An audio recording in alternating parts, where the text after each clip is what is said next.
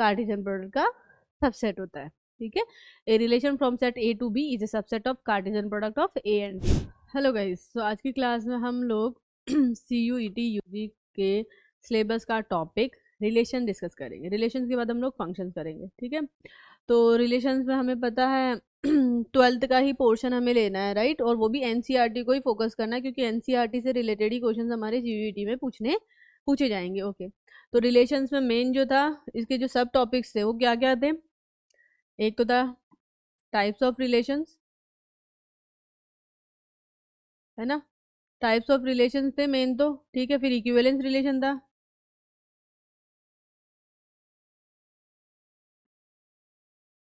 ठीक है। Types of relation में हम लोग देखेंगे रिफ्लेक्सिव, सिमेट्रिक, ट्रांजिटिव, इसके साथ साथ empty relation and universal relation भी देखेंगे हम, आइडेंटिटी रिलेशन भी देखेंगे। ठीक है, टाइप्स ऑफ रिलेशन भी आ जाएगा। उसके बाद इक्विवेलेंस रिलेशन देखेंगे। तो देखा जाए तो मेनली ये 2 सब टॉपिक्स है, और इन सब टॉपिक्स में भी सब टॉपिक्स है। तो यही है, कोशिश करेंगे आज की क्लास में हम लोग, आज के लेक्चर में हम ये दोनों टॉपिक कवर कर ले। बहुत ईजी है। ठीक है, मैक्स टू मैक्स, अच्छा ओके बता दे दूँ, इससे कितना क्वेश्चन आएगा? 1 और 2 क्वेश्चन, है ना। हम ये वाला डिस्ट्रीब्यूशन भी साथ के साथ करते जाएंगे कि किस टॉपिक से कितने क्वेश्चन आ सकते हैं। 1 और 2 क्वेश्चन आएंगे, मतलब 5 to 10 मार्क्स के क्वेश्चन आएंगे। ठीक है, क्योंकि हर एक क्वेश्चन 5 मार्क्स का होता है। चलो ओके, तो चले आगे। तो अपन टाइप्स ऑफ रिलेशन की बात कर रहे हैं, है ना। okay. तो थोड़ा सा रिकॉल करवा देते कि रिलेशन होता क्या है, वो सब कुछ थोड़ा सा ब्रीफली चलते हैं अपन। चलो, तो रिलेशन से पहले अपन आते हैं कार्टेशियन प्रोडक्ट में। ठीक है गाइस, तो अपन आते हैं कार्टेशियन प्रोडक्ट। कार्टेशियन, क्योंकि कार्टेशियन प्रोडक्ट हमारा रिलेशन से रिलेटेड है ही, राइट। चलो, कार्टेशियन प्रोडक्ट। तो कार्टेशियन प्रोडक्ट क्या होता है कि दो नॉन एम्प्टी सेट है, तो उनका क्रॉस प्रोडक्ट जो होता है वो कार्टेशियन प्रोडक्ट होता है। और वो क्रॉस प्रोडक्ट जो रहता है वो क्या करता है? ऑर्डर्ड पेयर को कंसिस्ट करता है। ऑर्डर पेयर क्या होता है? Order pair consist 2 element, those are in a given fixed order, है ना। ऑर्डर पेयर मतलब एलिमेंट का ऑर्डर मैटर करता है, you know very well. Okay, तो कार्टेशियन प्रोडक्ट, तो क्या है ये? I am considering let A and B are 2 non-empty sets. Now the Cartesian product of A and B is denoted by A cross B, and it is a set of all the ordered pair A comma B such that A belonging to first set and B belonging to second set. ठीक है, A cross B contains such kind of ordered pair such that first element is of first set and the second element is of second set. तो in ordered pair का जो set है वो क्या कहलाता है? कार्टेशियन प्रोडक्ट कहलाता है। अब इसमें ए और बी में दोनों नॉन एम्प्टी होने चाहिए, क्योंकि दोनों में से कोई अगर एम्प्टी हो गया तो ये कार्टेशियन प्रोडक्ट हो जाएगा हमारा एम्प्टी सेट, नल सेट। ठीक है, ओके।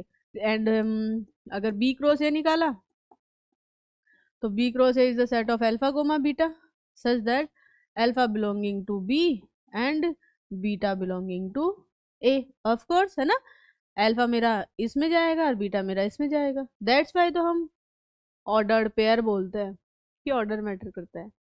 ठीक है जी गाइस, तो ये कार्टेशियन प्रोडक्ट हो गया।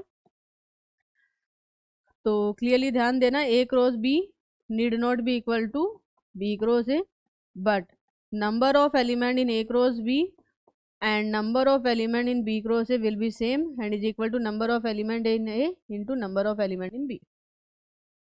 तो ये ध्यान रखें। ठीक है, जैसे कि एक एग्जांपल लिया कार्टेशियन प्रोडक्ट पे, मैंने एक छोटा सा एग्जांपल लिया। जैसे कि मैंने मान लो ए सेट को मैंने ले लिया 1,2 और बी सेट को ले लिया मैंने अल्फा कोमा बीटा, और मैंने पूछा है फाइंड करो ए क्रॉस बी या बी क्रॉस ए। ठीक है, तो ए क्रॉस बी अगर मुझे फाइंड करना है ना गाइस, तो ए क्रॉस बी क्या हो जाएगा? It is the set of all A comma B such that A belonging to first set and B belonging to second set. अच्छा, ठीक है, तो यहाँ पर ए क्रॉस बी, ये तो डेफिनेशन हो गई। ए क्रॉस बी, तो ए तो क्या है मेरा 1,2, क्रॉस बी क्या है मेरा अल्फा कोमा बीटा। अब सारे ऑर्डर्ड पेयर कैसे निकालेंगे हम? पहले फर्स्ट सेट का फर्स्ट एलिमेंट फिक्स करो और उसको सेकंड सेट के सारे एलिमेंट के साथ एसोसिएट करो, तो मेरे को मिल जाएगा 1 कोमा अल्फा 1 कोमा बीटा। बस, सेकंड सेट में और एलिमेंट है नहीं। अब सेकंड फर्स्ट सेट के सेकंड एलिमेंट को पिक करो और सेकंड सेट के सारे एलिमेंट के साथ उसको एसोसिएट करो, तो मिल जाएगा 2 comma alpha and 2 comma beta. तो ये लो, ये हो गया Cartesian product A cross B का कौन सा? Roster form. और ये क्या हो रहा है? Set builder form. ठीक है गाइस, चलो, तो ऐसे हम कार्टेशियन प्रोडक्ट निकालते हैं। अच्छा, अब बात करते हैं रिलेशन की। हाँ, तो बताओ गाइस, रिलेशन क्या होता है?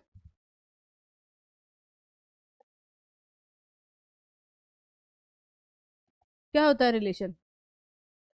कार्टेशियन प्रोडक्ट का सबसेट होता है। ठीक है, a relation from set A to B is a subset of Cartesian product of A and B. That's all, बस इतना ही है। यही स्वीट एंड सिंपल सी डेफिनेशन है। तो मैंने कंसिडर किया A and B are two non empty sets. Now now a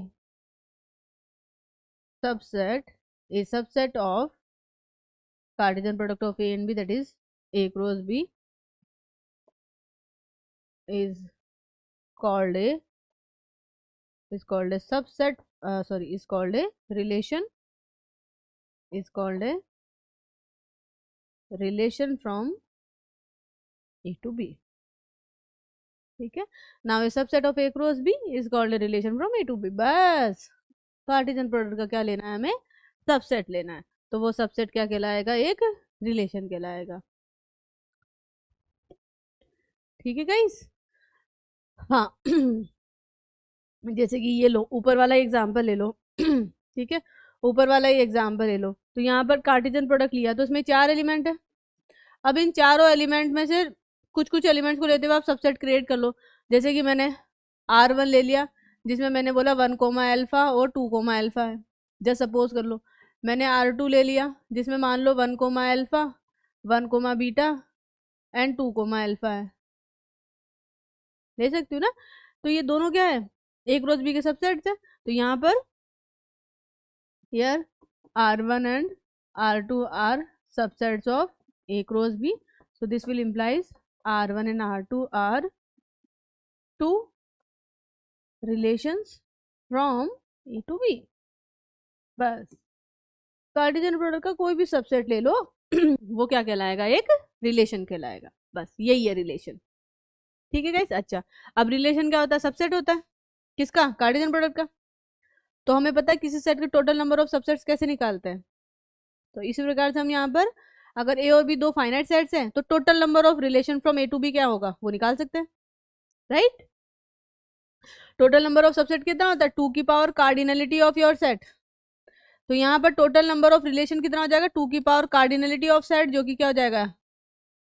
A cross B. क्योंकि रिलेशन क्या होता है? ए क्रॉस बी का सबसेट होता है। सही बात है ना? बस बस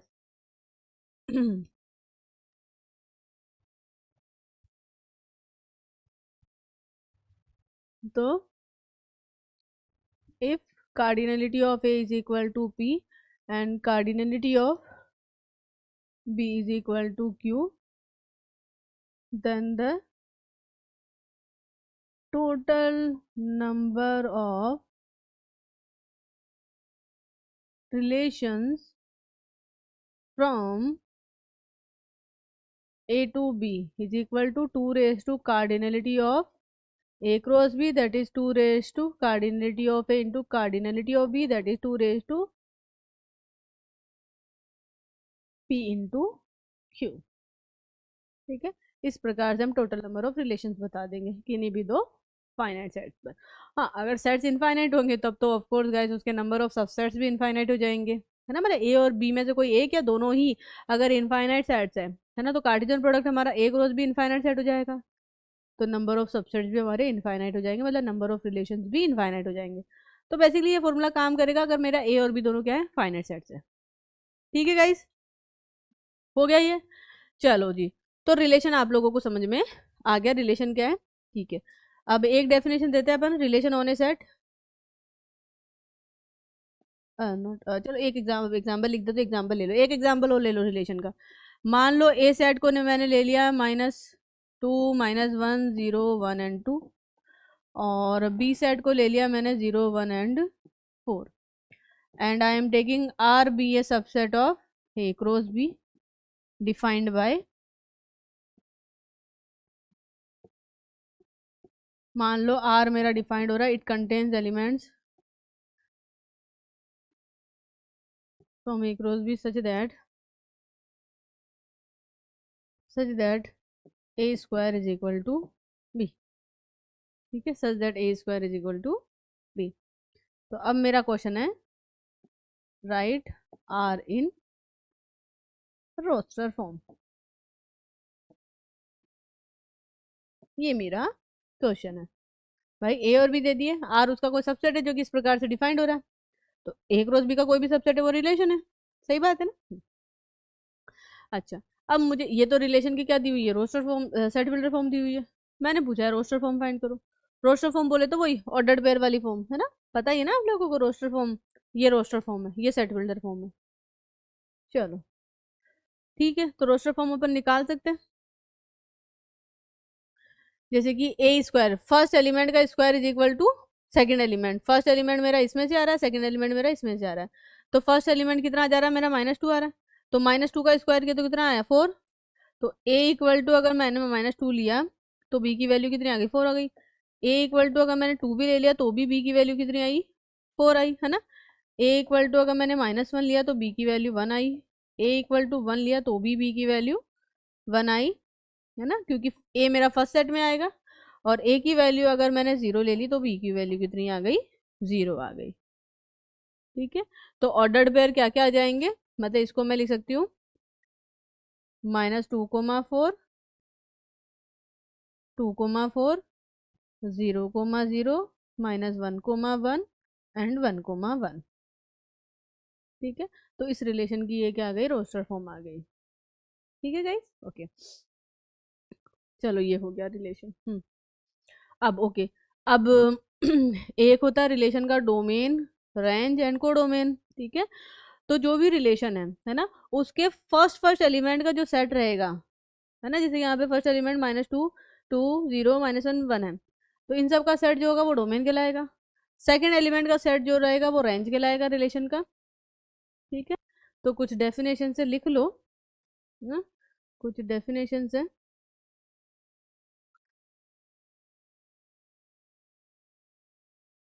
सम डेफिनेशंस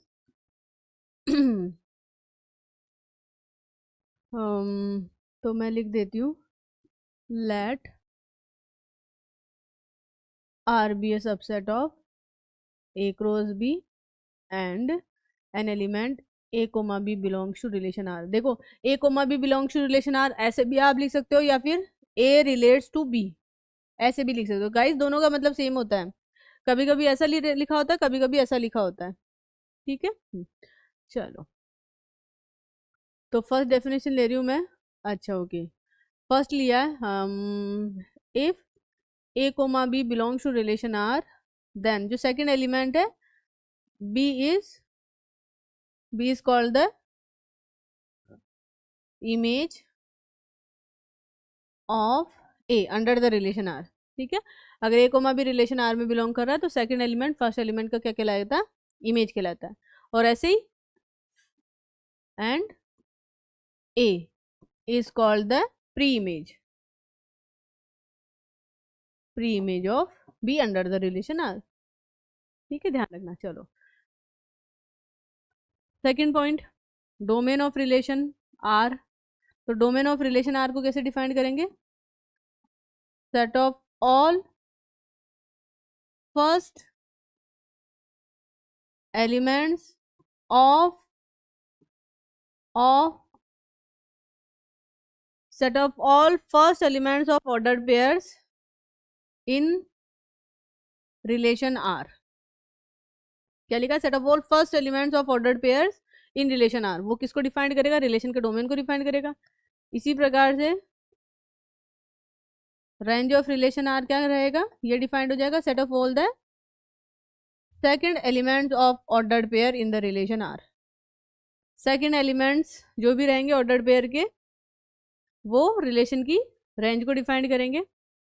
एक होता है कोडोमेन ऑफ रिलेशन आर। तो गाइस जो सेकंड सेट रहेगा ना, second set of Cartesian product, second set of Cartesian product, जैसे कि यहाँ पर सेकंड सेट क्या है मेरा बी है, ये उस रिलेशन का क्या कहलाएगा, कोडोमेन।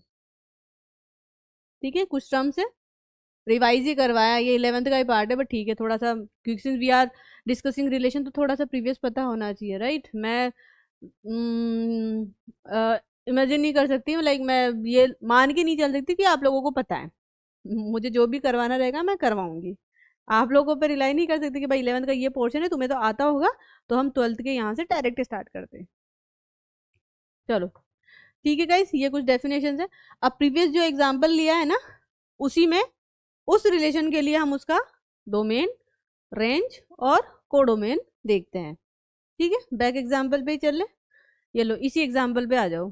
तो यहाँ पर मुझे ये निकालना है इस रिलेशन का domain of this relation, range of relation and codomain of relation R. ठीक है बेटा, तो अब सिंस इस रिलेशन को सेट बिल्डर फॉर्म से रोस्टर फॉर्म में मैं लिख चुकी हूँ। तो फर्स्ट एलिमेंट का सेट क्या कहलाएगा? डोमेन -2 2 0 -1 1। ओके, तो डोमेन तो हो गया -2 -1 0 1 एंड 2। रेंज क्या रहता है? सेकंड एलिमेंट का सेट, सॉरी हाँ, रेंज क्या होता है? सेकंड एलिमेंट का सेट, सेकंड एलिमेंट 4 4 0 1 1। तो ये जाएगा 0 1 एंड 4।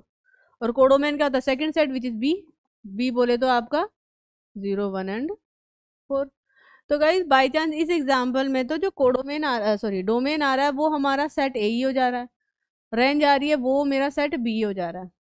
तो यहाँ से हमेशा ध्यान देना, डोमेन ऑफ रिलेशन आर रहेगा always going to be subset of first set if R be a subset of A cross B, then इस रिलेशन का जो सबसेट, इस रिलेशन का जो डोमेन है वो हमेशा फर्स्ट सेट का सबसेट होगा, और इसका जो रेंज है वो हमेशा सेकंड सेट का सबसेट होगा। प्रॉपर और इम्प्रॉपर कुछ भी हो सकता है, बाई चांस यहाँ पर इम्प्रॉपर सबसेट आ रहे हैं, दे में बी प्रॉपर ऑल्सो। ठीक है गाइस, ये ध्यान रखना। चलिए हो गया। और बाकी इमेज वगैरह की अगर मैं बात करती हूँ, तो यहाँ पर -2 की इमेज 4 है, 2 की इमेज भी 4 है, 0 की इमेज 0 है, -1 की इमेज 1 है, और 1 की इमेज 1 है। ठीक है, तो मैंने ये जो भी डेफिनेशंस बताई है अभी आप लोगों को, ये सारी डेफिनेशंस हमने प्रीवियस एग्जाम्पल पर देख ली। क्लियर है यहाँ तक? Okay cool.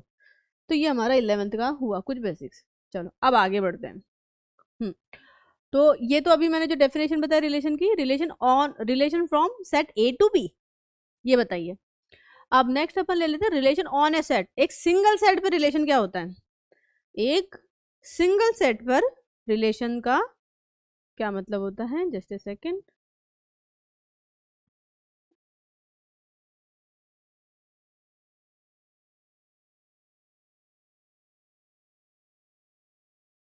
Relation on a set, ठीक है ओके।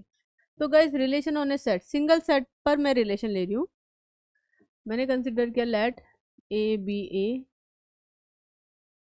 Non empty set. ठीक है, if R be a subset of A cross A, मतलब यहाँ पर ए और बी दोनों सेट क्या है? सेम ही सेट है, राइट।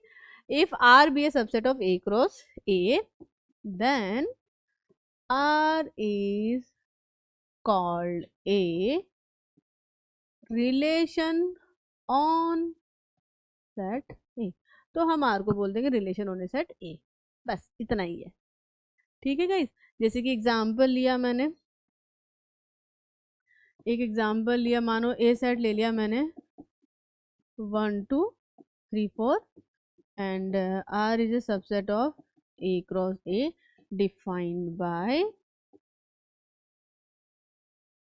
ठीक है, it contains element a comma b such that a plus b is equal to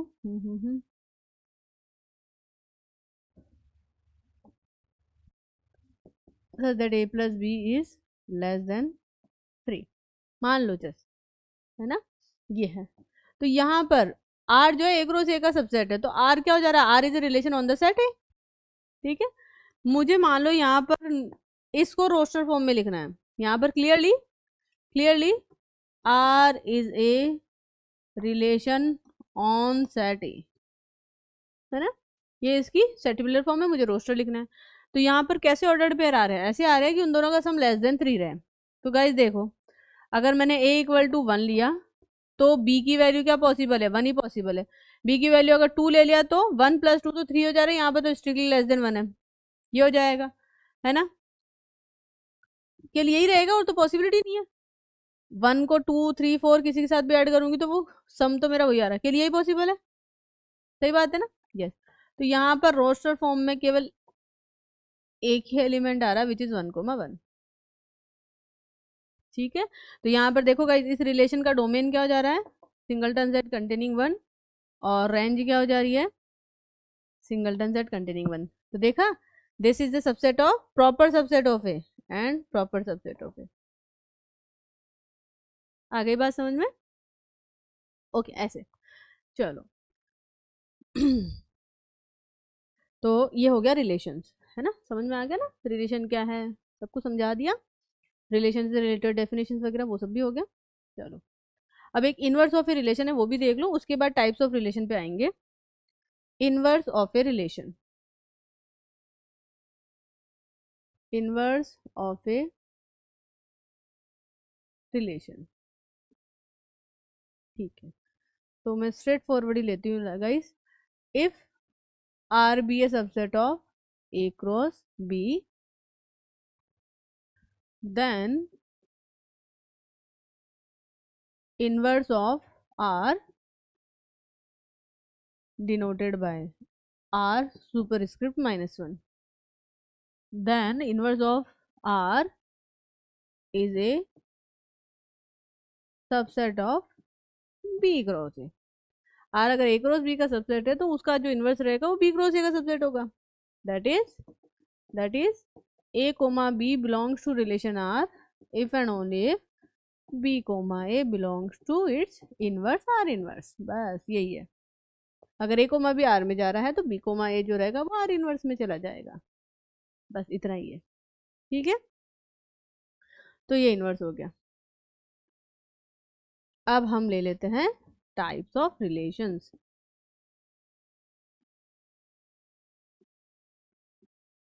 types of relations, ठीक है। तो गाइज यहाँ पे जो भी टाइप्स ऑफ रिलेशंस हम ले रहे हैं तो वो जो रिलेशन रहेगा उन्हें सिंगल सेट रहेगा, ना कि ये relation from A to B. ठीक है, तो टाइप्स ऑफ रिलेशन, चलो तो सबसे पहले अपन लेते हैं वॉइड और एम्प्टी रिलेशन। वॉइड रिलेशन या फिर एम्प्टी रिलेशन। तो a relation is called empty और void relation if it has no element. But relation क्या होता है, सबसेट ही तो होता है, किसका सबसेट, यहाँ पर ए क्रॉस ए का होगा, ना कि ए क्रॉस बी का। ठीक है, ओके, तो डेफिनेशन लिख दो।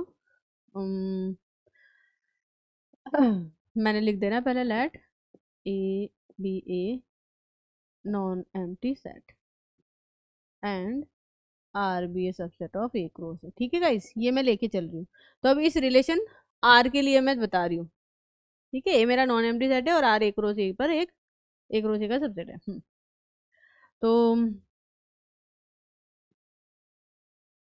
Relation R on set A is called an empty relation, is called an empty relation, is called an empty relation if no element of set A is related to any element of set A under the relation R. मतलब relation R जिस प्रकार से defined है ना, relation R जिस प्रकार से defined है उसके थ्रू सेट ए का कोई भी एलिमेंट सेट ए के किसी भी एलिमेंट के साथ अगर रिलेट नहीं कर रहा है तो such kind of relation is said to be an empty relation, void relation, ये लिखा है। If no element of set A is related to any element of set A under the relation R, तो इस R को मैंने बोल देना है एम्प्टी रिलेशन और वॉइड रिलेशन, डिनोटेड बाय वही फाई। ठीक है,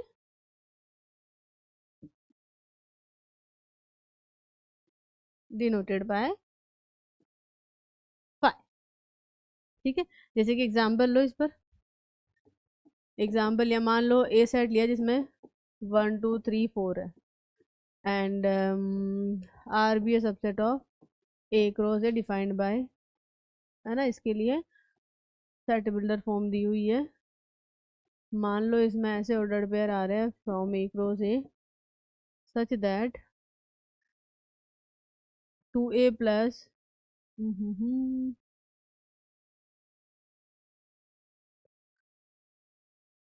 such that a plus b is greater than yes ठीक है, is greater than 15 मान लो, ठीक है, मान लो ये। तो मुझे बताना है show that R B an empty relation on set A, ठीक है। अच्छा, अब बताओ गाइस, यहाँ पर जो रिलेशन R डिफाइंड है, यहाँ पर ये जो रिलेशन R डिफाइंड है, जिस प्रकार से डिफाइंड है, क्या इसमें कोई एलिमेंट होगा? इसने बोला है ऐसे ऑर्डर्ड पेयर आएंगे, फर्स्ट एलिमेंट और सेकंड एलिमेंट का अगर सम कर दिया तो वो ग्रेटर देन 5 होना चाहिए, 15 होना चाहिए। अब गाइस यहाँ पर बड़े से बड़े एलिमेंट जो है वो 3 और 4 है, इनका भी सम अगर लेती हूँ तो 7 है, और सेम सेम एलिमेंट मतलब सबसे बड़ा एलिमेंट जो है वो 4 है, 4 का 4 के साथ भी सम करती हूँ तो 15 है, सॉरी 4 का 4 के साथ भी सम करती हूँ तो वो 8 है। तो मैक्स टू मैक्स जो सम हो रहा है वो 8 हो रहा है, और यहाँ पर तो बोला है कि वो 15 से बड़ा हो, तो भाई कैसे पॉसिबल है? How it possible, right? How it possible? Yes, clearly R is an empty relation.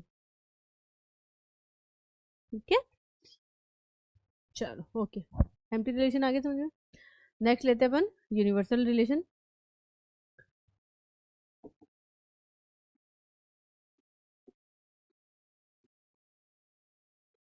Universal relation sometimes इसको इम्प्रॉपर रिलेशन भी बोल देते हैं, ठीक है, ओके। तो यूनिवर्सल रिलेशन क्या है? तो आर जो ए सेट पर रिलेशन है वो हमारा यूनिवर्सल रिलेशन कहलाएगा if each element of set A is related to every element of set A under the relation R. मतलब सेट ए का हर एक element, each element set A के हर एक एलिमेंट के साथ अगर रिलेट कर रहा है तो उसको अपन बोलेंगे यूनिवर्सल रिलेशन। ठीक है, डेफिनेशन लिख देती हूँ। R is called an universal relation on set A if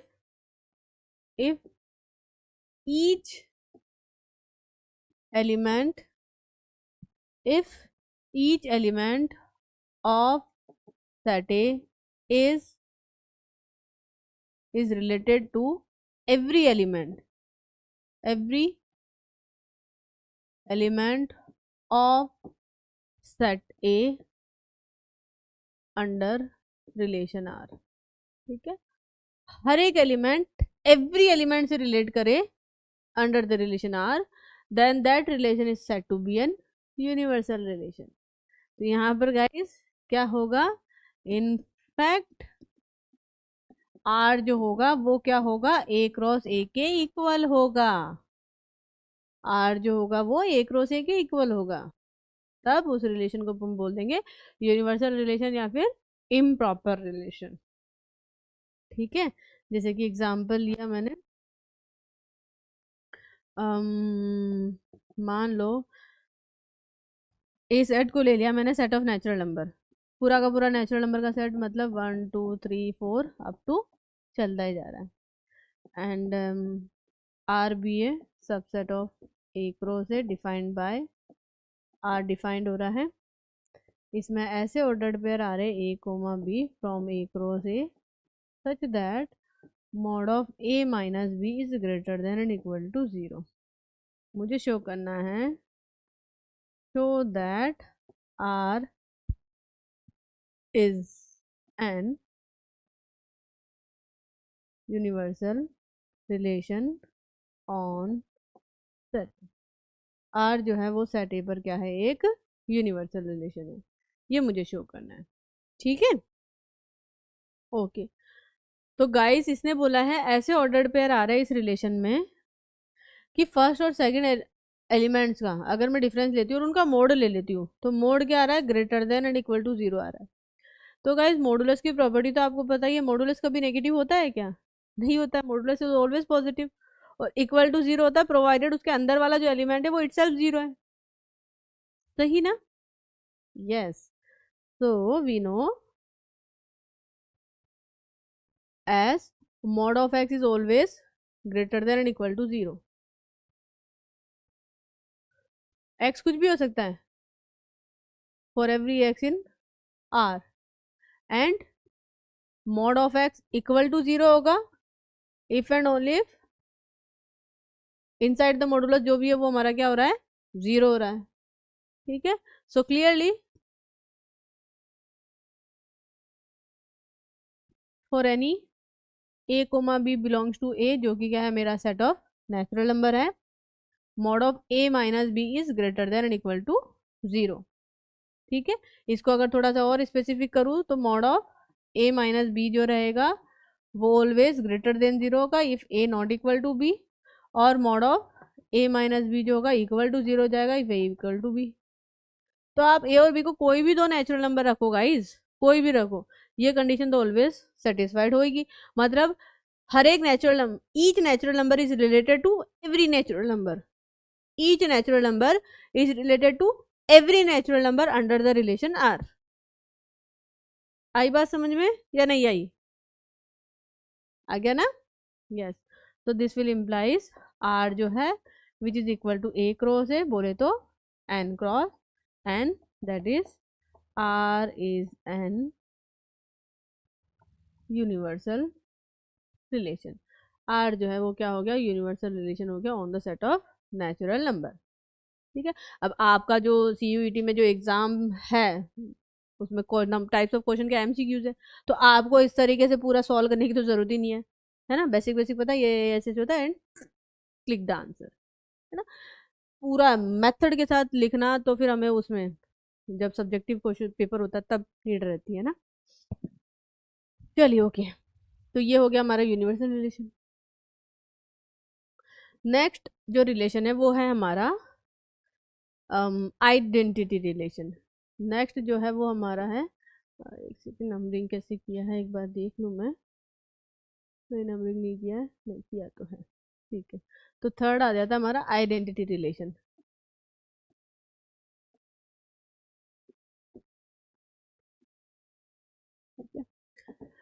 तो आइडेंटिटी रिलेशन क्या होता है, आइडेंटिटी रिलेशन वो होता है कि हर एक एलिमेंट सेट ए का केवल खुद से ही रिलेट करे अंडर दैट रिलेशन।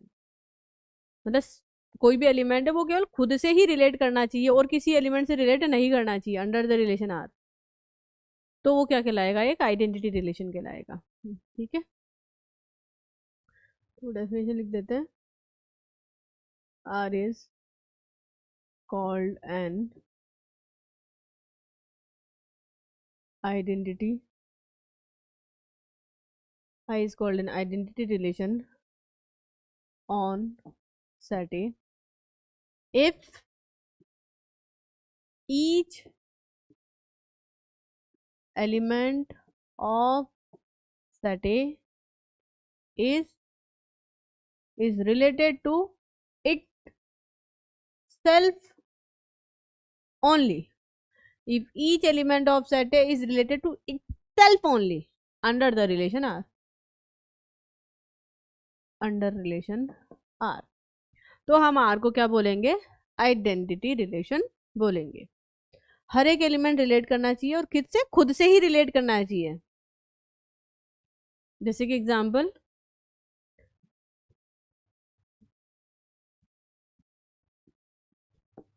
मैंने सपोज करो ए ले लिया 1 2 3 4 5 एंड कुछ रिलेशन लिया, जैसे R1 रिले मैं डायरेक्ट ले रही हूँ, R1 लिया मैंने 1,1 2,2 3,3 4,4 एंड 5,5। R2 लिया है मैंने 1,1 2,2 4,4 and 5,5। R3 I am taking 1,1 2,2 3,3 4,4 5, 1, 5, 2, 3। ठीक है गाइस, ये 3 मैंने लिए हैं subsets of A cross A, मतलब R1, R2, R3 are the relation on this set A. तो अब आप मुझे बताओ which is an identity relation on set A among R1, R2, R3। कौन सा सेट ए पर एक आइडेंटिटी रिलेशन है? हाँ बताओ, सोच लो।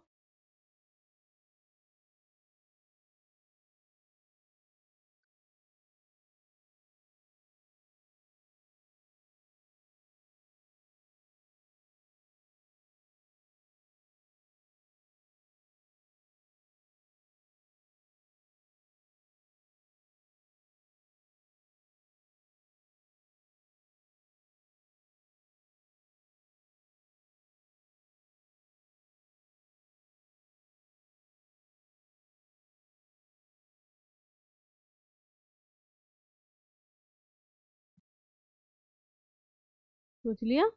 हाँ जी, कौन सा हो रहा है आइडेंटिटी रिलेशन? R1, क्योंकि हर एक एलिमेंट केवल खुद से ही रिलेट कर रहा है, तो R1 हो गया आइडेंटिटी रिलेशन। ये हो गया identity relation on set A. What about R2? 1, 1 से रिलेट कर रहा है, 2, 2 से, 4, 4 से, 3, 5, 5 से, बट 3, 3 से रिलेट नहीं कर रहा है ना। तो as 3, 3 not belonging to R2, so this will implies R2 not an identity relation। ठीक है। What about R3? 1, 1 से, 2, 2 से, 3, 3 से, 4, 4 से, 5, 5 से, ये तो रिलेट कर रहे हैं, बट 1, 5 से भी रिलेट कर रहा है और 2, 3 से भी रिलेट कर रहा है, जबकि आइडेंटिटी का मतलब है हर एक एलिमेंट केवल खुद से ही रिलेट करे, ओनली, इसके अलावा किसी और से रिलेट नहीं करना चाहिए। तो because they are belonging to set sorry relation R3, that's why R3 not an identity relation. आगे समझ में आइडेंटिटी रिलेशन? ठीक है, अब आइडेंटिटी समझ में आ गया, तो आगे अब मैं एक रिलेशन लेती हूँ जो कि है रिफ्लेक्सिव रिलेशन। ठीक है, फिर आप लोग दोनों में डिफरेंस मेकआउट करना कि आइडेंटिटी और रिफ्लेक्सिव रिलेशन में क्या डिफरेंस है। मैं एक बार डेफिनेशन लिख देती हूँ पहले। तो नेक्स्ट जो है वो हमारा है रिफ्लेक्सिव रिलेशन।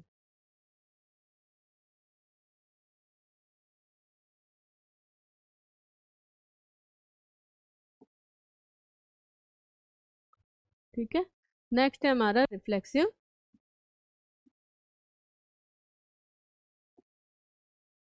रिलेशन। ठीक है,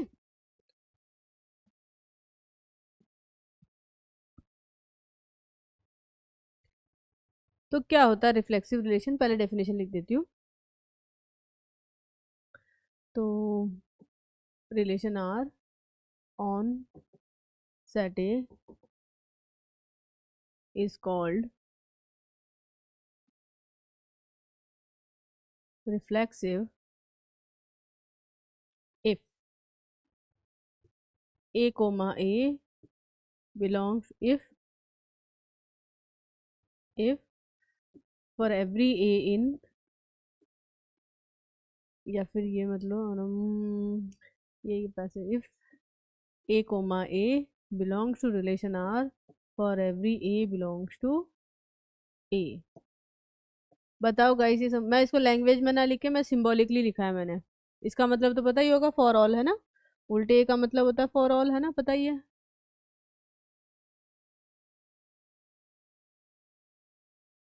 हाँ,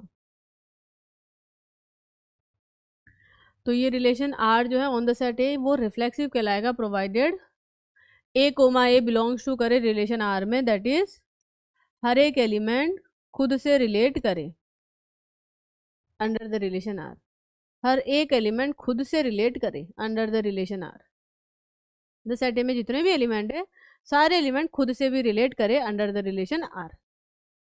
बट इसने ओनली नहीं यूज किया है कि हर एक एलिमेंट ओनली खुद से ही रिलेट करे, इसने ओनली वर्ड नहीं यूज किया है। ओनली वाला जो वर्ड है वो किस में आ रहा है? आइडेंटिटी रिलेशन में, जबकि रिफ्लेक्सिव में ओनली नहीं है, रिफ्लेक्सिव में है कि सेट ए में जितने भी एलिमेंट है वो रिलेशन आर के अंडर खुद से तो जरूर रिलेट करे, किसी और से भी रिलेट कर सकता है, डजेंट मैटर, बट खुद से तो मस्ट रिलेट करे, तभी वो हमारा रिफ्लेक्सिव रिलेशन होगा, अदरवाइज नहीं होगा। गाइस आई बात समझ में? अब प्रीवियस एग्जाम्पल पे मैं चलती हूँ, चलो आ गई समझ में। तो यहाँ पर R1 R2 R3 में से मेकआउट करो कौन सा रिफ्लेक्सिव रिलेशन है। चलो टेक योर टाइम, कुछ सेकंड्स लो, सोचो R1 R2 R3 में से कौन सा रिफ्लेक्सिव है।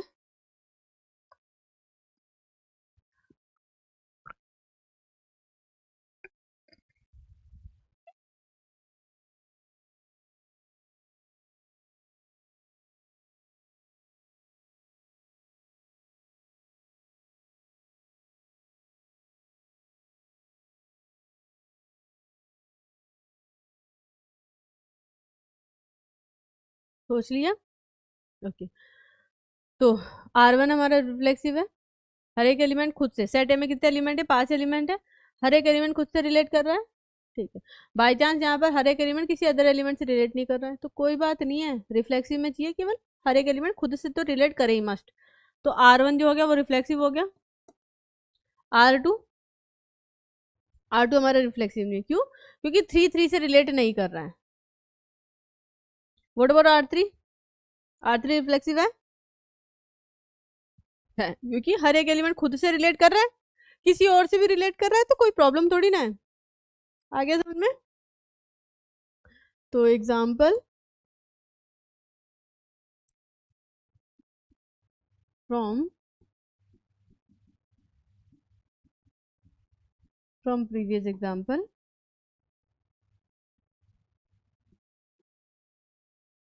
clearly R1 and R3 are reflexive relations on A, but R2 not a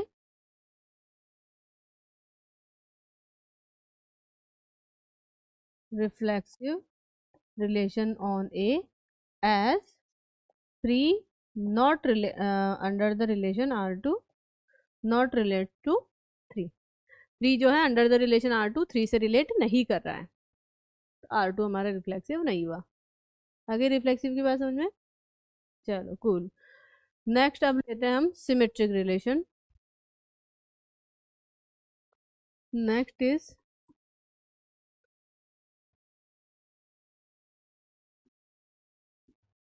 symmetric relation, ठीक है। सिमेट्रिक, सिमेट्रिसिटी यहाँ पर होना चाहिए। तो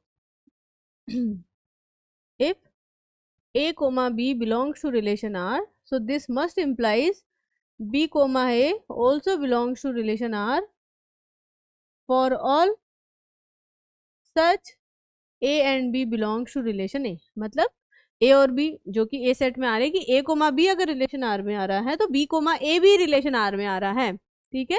then R is called a symmetric relation on set A. तो हम R को क्या बोल देंगे, सेट ए पे एक सिमेट्रिक रिलेशन बोल देंगे, ठीक है। जैसे कि एग्जांपल लिया, जैसे कि मैंने लिया ए ले लिया सेट ऑफ नेचुरल नंबर, ठीक है।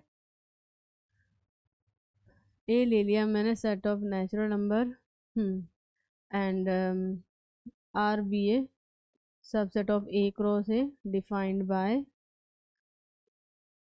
contains all the elements a comma b from a cross a such that a minus b mod of a minus b is even, ठीक है।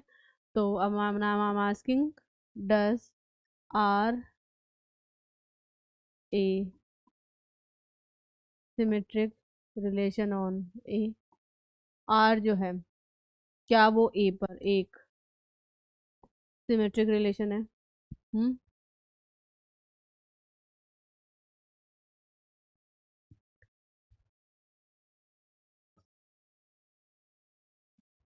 ठीक है।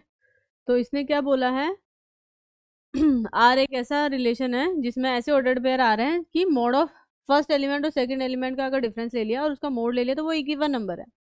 तो गाइस सिमेट्रिक लेना है, तो सिमेट्रिक में पहले अपन ये तो लेके चलेंगे और फिर ये हमें शो करना होगा, ये हमें शो करना होगा, इसको अपन कंसिडर करेंगे लेट इट, एंड ये हमें शो करना रहेगा। सही बात है ना। तो मैंने कंसिडर किया let A comma B belongs to relation R. अब ये रिलेशन आर में बिलोंग कर रहा है, तो रिलेशन आर की जो डेफिनेशन है that is mod of A minus B is an even number. ठीक है गाइज, अगर a माइनस बी इवन है तो यहां से अगर मैंने माइनस कॉमन ले लिया b माइनस ए हो गया, ये भी इवन होगा या नहीं होगा। a माइनस बी अगर इवन है तो b माइनस ए भी इवन होगा, राइट। मोड नेगेटिव को एब्जॉर्ब कर लेता है तो b minus A is even, हाँ या ना। भाई अगर ये वाला डिफरेंस अगर पॉजिटिव है तो b माइनस ए ये डिफरेंस नेगेटिव हो जाएगा, तो नेगेटिव इवन नंबर हो जाएगा। इवन नंबर तो नेगेटिव पॉजिटिव दोनों होते हैं ना, राइट। जैसे कि अगर 2 माइनस 4 लिया तो माइनस 2 है, इवन है। तो माइनस अगर कॉमन ले लिया इसमें से तो 4 माइनस 2 किया, इस माइनस को हटा दिया तो 4 माइनस 2 क्या है, 2 है, वो भी तो इवन ही है। सही बात है ना, वेरी गुड। हाँ, तो यहाँ से b माइनस ए भी इवन हो गया, तो b माइनस ए, अगर b माइनस ए इवन हो गया that means b comma A belong कर गया रिलेशन आर में। और ये मैंने आर्बिट्री ए बी एलिमेंट्स के लिए किया था, बट ये तो सारे एलिमेंट्स के लिए ट्रू हो गया। ठीक है, for all A comma B in set A, तो ये इंप्लाई कर दे रहा है R is a symmetric relation on set A. तो सेट ए पर ये आर जो है वो क्या हो गया, एक सिमेट्रिक रिलेशन हो गया। ठीक है, चलो ओके। अभी और भी एग्जांपल लेंगे, एक में ट्रांजिटिव रिलेशन है नेक्स्ट, और एक इक्विवेलेंस रिलेशन है, वो भी बता दूं। उसके बाद फिर सब पर मिक्सड अप एग्जांपल ले लेंगे, अभी एक एक एग्जांपल दे रही हूँ। ठीक है गाइस, चलो ओके। अब नेक्स्ट अपन लेते हैं transitive relation.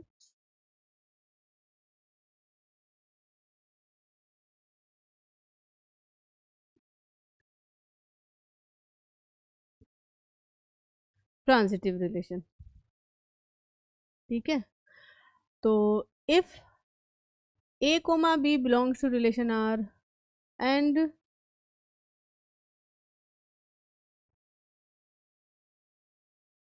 if a comma b belongs to relation R and b comma c belongs to relation R, so this, if this implies a comma c also belongs to relation R for all such a b c in A, then R is called a transitive relation on set A। मतलब दो ordered pair लेने हैं कि जैसे first A comma B हुआ, वो relation R में आ रहा है, और फिर B comma C relation R में आ रहा है। तो अगर वो बता दे कि ए कोमा सी भी रिलेशन आर में आ रहा है, ए कोमा बी आ रहा है रिलेशन आर में एंड बी कोमा सी आ रहा है, मतलब इसका सेकंड एलिमेंट और इसका फर्स्ट एलिमेंट, और फिर ये इंप्लाई कर दें कि ये फर्स्ट और third element that is A comma C भी रिलेशन में आ रहा है, तो उस रिलेशन को हम बोल देते हैं ट्रांजिटिव रिलेशन। ठीक है, चलो जैसे कि एग्जांपल लिया मैंने, एक तो प्रीवियस वाला भी ले सकते थे बट मैं नॉर्मल ले रही हूँ। मान लो ए सेट में 1 2 3 4 है और कुछ रिलेशन ले रही हूँ मैं रोस्टर फॉर्म में, जैसे कि 1 कोमा 2 2 कोमा 3, तो 1 कोमा 3 है ना, 1 comma 3 3 comma 4 comma 4 and 2 comma 1 1 comma 4, तो 2 कोमा 4 है ना, ये ले लिया।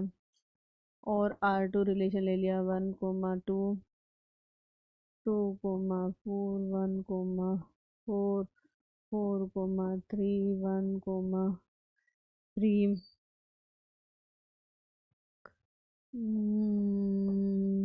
कोमा 1। अब मुझे बताओ R1 R2 में से which one is transitive among R1 and R2।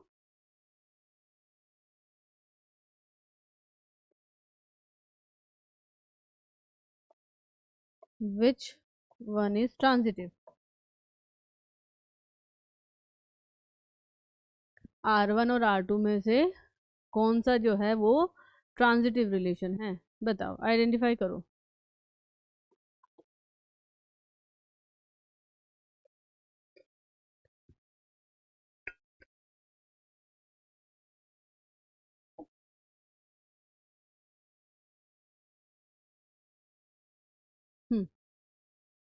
Definition समझ में आएगी? चलो एग्जाम्पल पे आओ।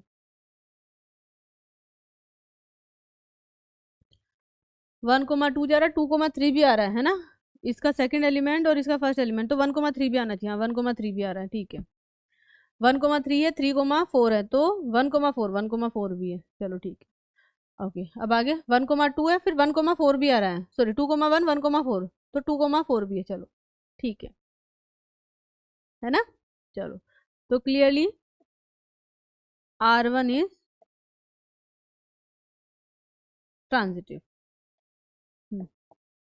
What about R2? 1,2 है, फिर 2,4 है, तो भाई 1,4 ठीक है आ रहा है। 1,4 है, फिर 4,3 है, तो फिर 1,3 भी होना चाहिए। 1,3 भी है। चलो 1,3 है, 3,1 है, तो गाइज 1,1 होना चाहिए। अब 1,1 तो इसमें है ही नहीं, है ना? 4R2 as 1,3 and 3,1 belonging to R2, but 1,1 not belonging to R2. So this will implies R2 not a transitive relation on the given set A. ठीक है, तो सेट्स अगर रोस्टर फॉर्म में दिए हुए रहेंगे तब तो हम इजीली बता ही देंगे। अगर सेट बिल्डर में भी दिए हुए हैं तो गाइस हमें आर्बिट्री एग्जांपल, आर्बिट्री एलिमेंट्स लेते हुए उनको शो करना पड़ेगा। ठीक है, ये हो गया ट्रांजिटिव। तो ये 6 हमारे टाइप्स ऑफ रिलेशन हो गए, जिनमें मेन जो है वो रिफ्लेक्सिव, सिमेट्रिक और ट्रांजिटिव है। और बाकी मैं तो बोलूंगी 6 को ही मेन मानो। अच्छा, अब नेक्स्ट डेफिनेशन ले लेते हैं अपन इक्विवेलेंस रिलेशन की।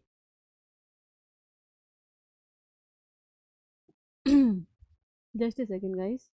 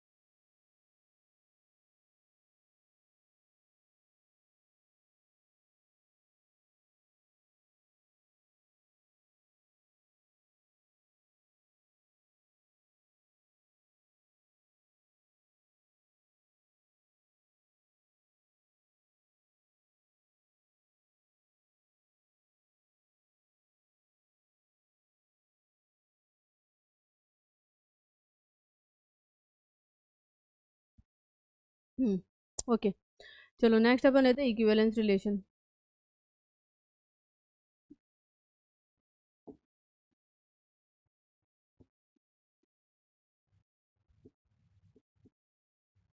इक्विवेलेंस रिलेशन, ठीक है। तो किसी सेट ए पर कोई रिलेशन है वो हमारा इक्विवेलेंस रिलेशन कहलाएगा, प्रोवाइडेड वो रिफ्लेक्सिव, सिमेट्रिक एंड ट्रांजिटिव तीनों हो। बस इतना ही है। So a relation R on a set A is called an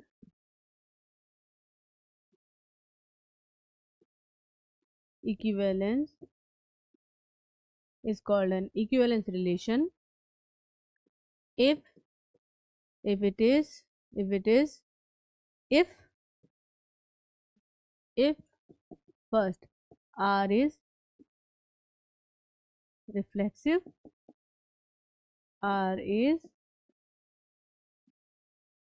symmetric, R is transitive. वो relation reflexive, symmetric and transitive तीनों होना चाहिए, तब वो रिलेशन क्या कहलाएगा, इक्विवेलेंस रिलेशन कहलाएगा, otherwise not an equivalence relation. तीनों में से कोई एक भी नहीं हुआ तो वो इक्विवेलेंस रिलेशन नहीं होगा। ठीक है, बस। तो जो रिलेशंस की जो थ्योरी थी गाइस वो तो हो गई कंप्लीट। अब हमें बस एग्जांपल्स लेना है, बस इतना ही है, इसी को अच्छे से कर लेना। मैंने एग्जांपल्स की प्रैक्टिस, कुछ एग्जांपल्स तो मैं करवाऊंगी और बाकी एग्जांपल आप एनसीईआरटी से कंप्लीट कर लेना, और प्लस पीवाईक्यू तो हम देखेंगे ही, पीवाईक्यू तो है ही मेन। पीवाईक्यू से कुछ नहीं, हमें पैटर्न पता चल जाएगा ना कि क्वेश्चंस एक्चुअली आएंगे कैसे कैसे, बस। तो थ्योरी तो यही होगी, थ्योरी को थोड़ी ना अलग होगी। चलो तो एग्जांपल लो। मैंने वो ए वही ले लिया, set of natural number, and R be a subset of A cross A defined by contains all the ordered pair a comma b from a cross a such that mod of a minus b is even, है ना, अभी लिया था वो। तो अभी हमें show करना है, show that r is an equivalence relation on set a। मुझे शो करना है कि r जो है वो एक इक्विवेलेंस रिलेशन है ऑन सेट a। ठीक है, चलो। तो इसको रिफ्लेक्सिव, सिमेट्रिक और ट्रांजिटिव तीनों बताना है। रिफ्लेक्सिव सिमेट्रिक तो बता चुके इसको, चलो अब हम इसको रिफ्लेक्सिव बताएंगे। चलो फर्स्ट है, तो मुझे क्या शो करना है, मुझे शो करना है, ओके ओके एनीवे लेट देखो। रिफ्लेक्सिव के लिए क्या होना चाहिए, A belongs to relation R for all A in A set, जो भी है, जो कि आपका नेचुरल नंबर है ना। हर एक एलिमेंट खुद से रिलेट करना चाहिए 100%, किसी और से भी करे तो डजेंट मैटर, वो खुद से तो करना ही चाहिए, तब वो क्या कहलाएगा, रिफ्लेक्सिव कहलाएगा। ठीक है, रिफ्लेक्सिव और आइडेंटिटी में क्या रिलेशन है, हर एक आइडेंटिटी रिलेशन हमारा रिफ्लेक्सिव होगा, बट हर एक रिफ्लेक्सिव आइडेंटिटी वो जरूरी नहीं है ना। चलो ये शो करना है, मैंने लिया है ए बिलोंगिंग टू ए बोले तो नेचुरल नंबर है, then mod of A minus A, जो कि क्या होगा, मॉड ऑफ जीरो बोले तो जीरो, जीरो क्या है हमारा इवन नंबर, इवन इसने बोला इवन, इवन बोला मतलब वो इवन इंटीजर भी हो सकता है, मॉड है तो वो जीरो जीरो इवन इंटीजर भी हो सकता है, राइट। इवन,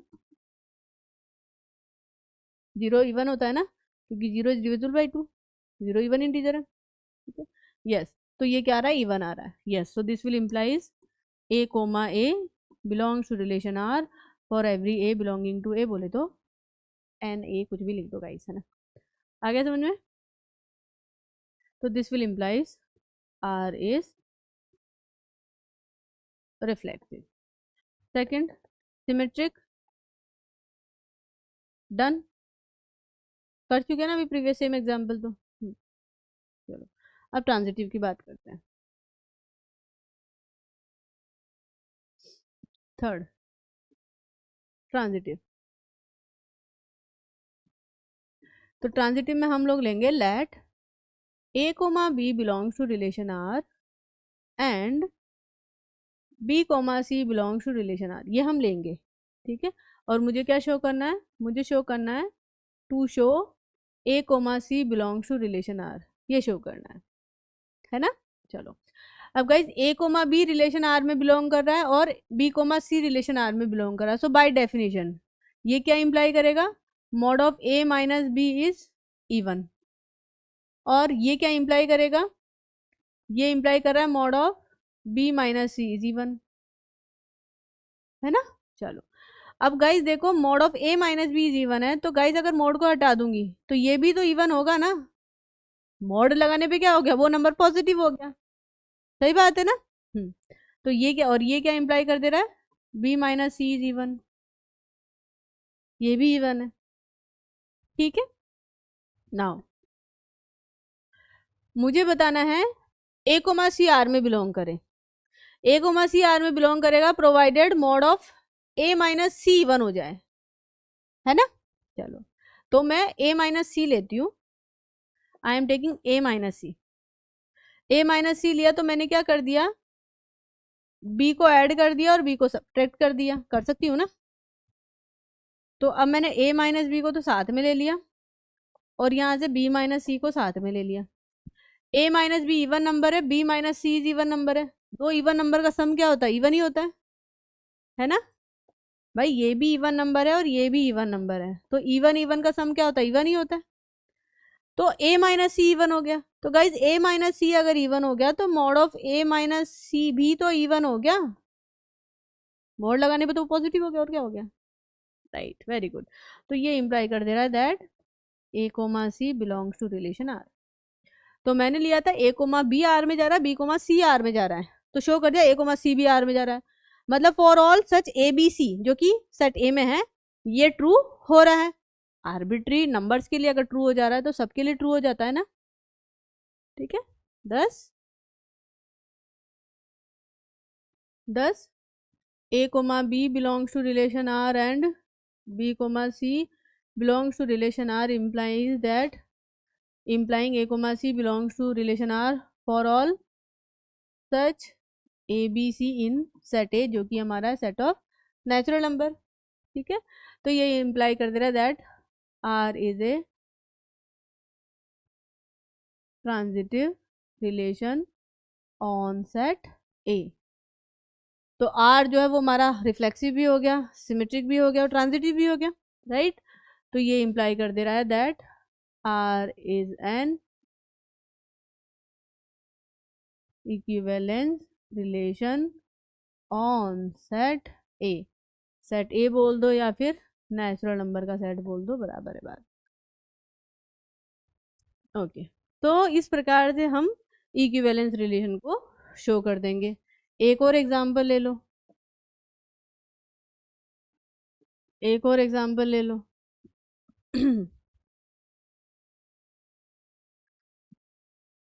चलो ऐसे ले लेते हैं। मैंने लिया S let S is the set of all lines in X Y plane. ठीक है। एक्स वाई प्लेन में जितनी भी लाइंस है उन सब का सेट है एस। ठीक है। And R is a subset of S cross S. ठीक है। R is a subset of S cross S defined by, तो आर में ऐसी लाइंस आ रही है L1 comma L2 belonging to S cross S such that L1 is parallel to L2। L1 जो है L2 के पैरेलल है। मेरा क्वेश्चन है does R an equivalence relation on set S।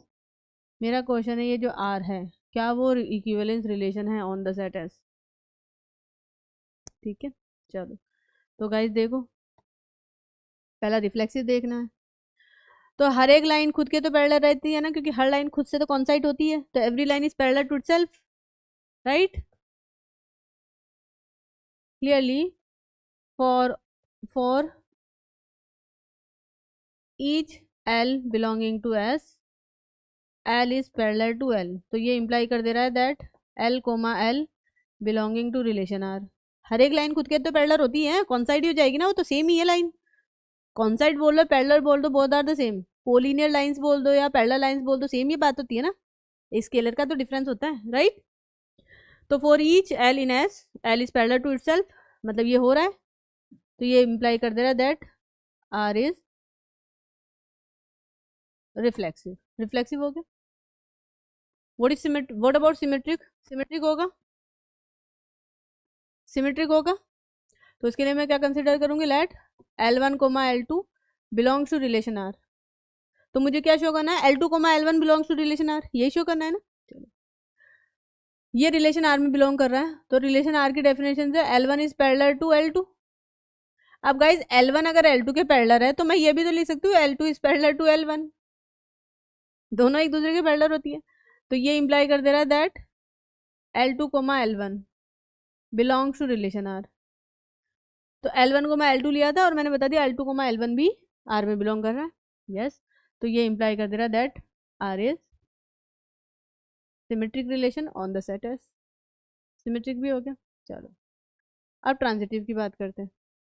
Transitive में तो मैंने कंसिडर करना है let L1 comma L2 belongs to relation R and L2 comma L3 belongs to relation R। ये मैंने ले लिया। मुझे क्या शो करना है, मुझे शो करना है L1 comma L3 belongs to relation R, ये शो करना है। ये रिलेशन R में बिलोंग करेगा provided L1 parallel to L3 हो जाए। ये बिलोंग कर रहा है R में, तो ये क्या इंप्लाई कर रहा है, L1 is parallel to L2। ये रिलेशन R में बिलोंग कर रहा है, तो ये क्या इंप्लाई कर रहा है, L2 is parallel to L3। ये सब क्या लाइन है, L1 L2 के पैरेलल है और L2 L3 के पैरेलल है। तो guys clearly L1 is parallel to L3 हो जाएगा ना। मान लो ये L1 है, ये L2 है, L1 L2 के पैरेलल है। अब L2 किसी L3 के पैरेलल है, तो ऐसे ही तो होगा। तो L1 और L3 भी तो पैरेलल हो ही गया ना। यस, तो ये इंप्लाई कर दे रहा है that L1 comma L3 belongs to relation R। Yes, so this implies that R is transitive. तो रिलेशन R मेरा ट्रांजिटिव भी हो गया, बोले तो रिफ्लेक्सिव, सिमेट्रिक, ट्रांजिटिव तीनों हो गया। तो ये इंप्लाई कर दे रहा है that R is an equivalence relation on set S। Set S पर R क्या हो गया, एक इक्विवेलेंस रिलेशन हो गया। ठीक है, चलो। तो ऐसे ही और भी एग्जाम्पल आपकी एनसीईआरटी की बुक में सॉल्व करना उन्हें, ठीक है, और बाकी हम भी लेंगे। चलो, तो आज की क्लास को तो ये भी वाइंड अप करते हैं, आगे का लेक्चर हम लोग नेक्स्ट क्लास में करेंगे। Okay then.